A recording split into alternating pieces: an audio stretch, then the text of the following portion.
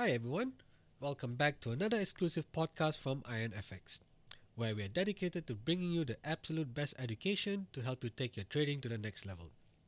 My name is Ketan Ramachandra, and in today's podcast, we'll be talking about the DAX and what caused its V-shaped recovery and what can we expect for the second half of 2023.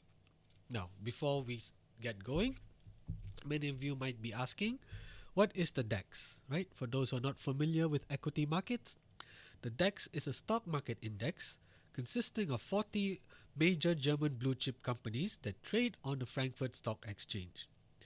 Just to give you an idea of which are some of the big companies that trade on this exchange and make up the DAX, here are some of the biggest companies by index weighting. We have SAP, Siemens, Allianz, Airbus, Deutsche Telekom, Mercedes-Benz, Bayer AG, and Infineon Technologies. Now, some of these names may ring a familiar tune. Companies such as Siemens, Airbus, Deutsche Telekom, and Mercedes-Benz should be familiar names for many. Right, so these companies are involved in the software or information technology sectors, industrial sector, financials, communication, as well as healthcare. As we all know, almost all major indices made new all-time highs at the end of 2021 and early 2022 before a combination of high inflation and aggressive rates caused equities to correct sharply, with many indices entering a bear market. Now, we all know Russia's invasion of Ukraine caused energy prices to spike, specifically crude oil and natural gas. Now, that is a concern for everyone, from households to businesses to industries, because higher energy costs increase the operations for all companies, especially those in the industrials, materials, and chemicals sector. Now, we're going to talk about the composite PMI. Okay, maybe if you're not familiar with what composite PMI is, PMI stands for Purchasing Managers Index, which measures the level of activity in a country or a particular zone. So in this case, the composite PMI reading measures the level of manufacturing and services activity for the whole Eurozone. When we have a reading that's above 50, that indicates expansion, and we have a reading under 50, that indicates a contraction. Now, coming back to the composite PMI for the Eurozone, it peaked in the middle of 2021, and although while it was still expanding, the growth rate slowed. Manufacturing activity declined significantly, falling into contraction territory by mid-2022. As we mentioned earlier, with crude oil prices and natural gas prices spiking in the first half of 2022, business operations increased. And with Germany being the industrial powerhouse of Europe, many of the industrial companies in the DAX suffered. Now, if we look at the level of the DAX, back on 29 September of 2022, the DAX formed a bottom at around 11,900, and this occurred around the same time as the value of the US dollar and the level of the US 10-year government bond yield peaked. So this means on 29th of September, that's when government bond yield, specifically the US government bond yield, and the value of the US dollar were at its highest levels. Now, when you have such conditions, it means that financial conditions are tight, and this generally is negative for equity markets. However, as we mentioned earlier, from October onwards, government bond yields started to retreat, and the value of the US dollar started to fall sharply versus all its peers. Now, when this happens, financial conditions loosen, and this generally acts as a potential catalyst for equities. And around the same time, energy costs also retreated sharply in the second half of 2022, which saw a strong rebound in the manufacturing PMI for the Eurozone.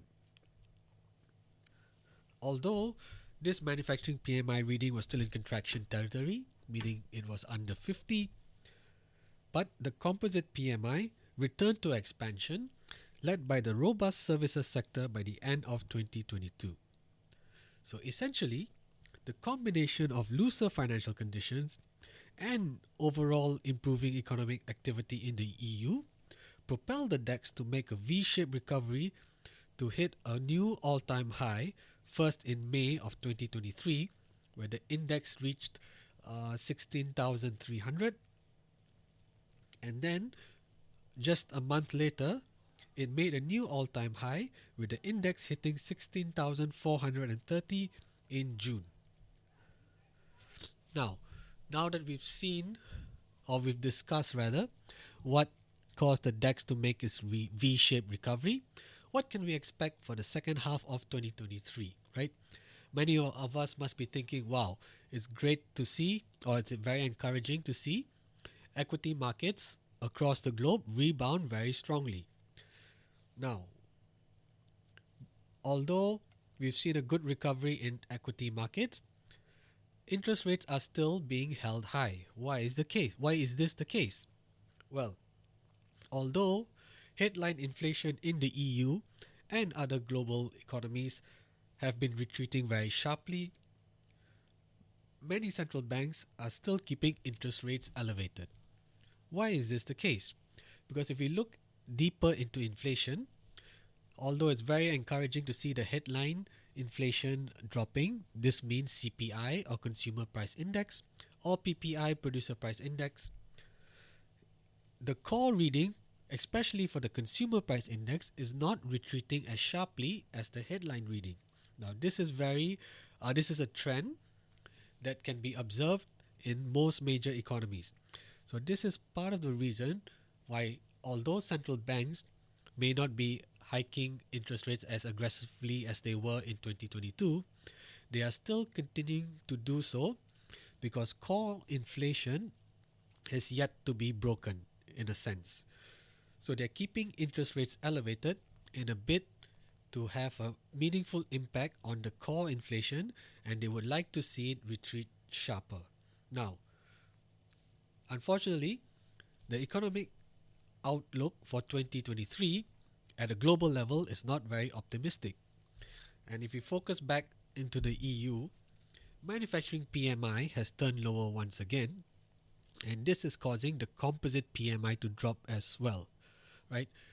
So remember, composite PMI is made up of the manufacturing sector and the services sector. Although the services sector rebounded very strongly, it's starting to show signs of losing steam. So together, we may see economic activity in the EU start to slow down and perhaps edge lower into contraction territory. Now, the combination of higher interest rates and slower economic activity could restrict the upward movement in the DAX in the near term.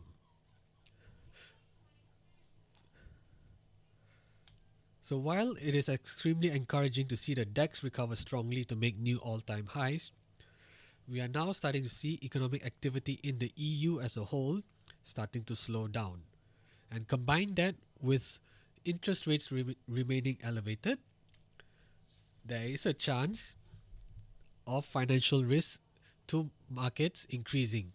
Because the higher interest rates stay elevated, there could be significant risk of stress in financial markets, as what we saw in March of 2023 this year. Right, we saw regional banks in America, such as Silicon Valley Bank, as well as First Signature Bank, and we also saw the Swiss banks running into trouble. Now, we will not go into the full details of why that happened, but you could say a combination of high interest rates and bond yields were a trigger for that scenario. Now, should central banks keep their interest rates elevated, although they may not continue hiking, but if they keep it elevated for extended periods of time, it is possible that we may see new risks emerge. And combine that with slower activity in the EU, as measured by the manufacturing and services PMI figures, we could see the DAX perhaps trade sideways first, initially between, let's say, I think it's about 15,700 and 16,300. And if economic conditions deteriorate and if new risks emerge, we could actually see the DAX pull back even further, along with other major global indices. Now, with that, I don't mean to be a downer for the rest of the year, but I think it's important to take note of what could likely happen at the index level for equity markets and what we should be on the lookout for. Because if interest rates remain elevated for extended periods of time, there is a high risk of systemic risk emerging in markets.